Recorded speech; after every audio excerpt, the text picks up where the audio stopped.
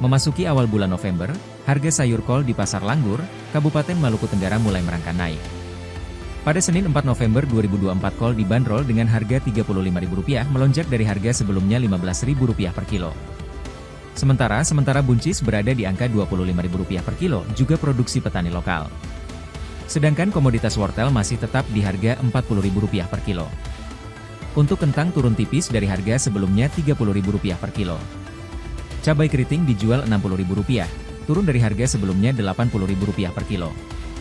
Sementara tomat produksi petani lokal berada di angka Rp15.000 per kilo naik tipis dari sebelumnya Rp10.000 per kilo. Untuk harga bawang merah Rp50.000 naik tipis dari harga sebelumnya Rp40.000 per kilo. Sedangkan untuk harga bawang putih berada di angka Rp50.000 per kilo. Kakak Nona, salah satu pedagang di Pasar Langgur, mengatakan, pekan lalu harga kol cukup murah Rp15.000 imbas panen melimpah. Menurutnya, untuk awal bulan harganya cukup melonjak karena kurang stok yang dipasok distributor ke pasar.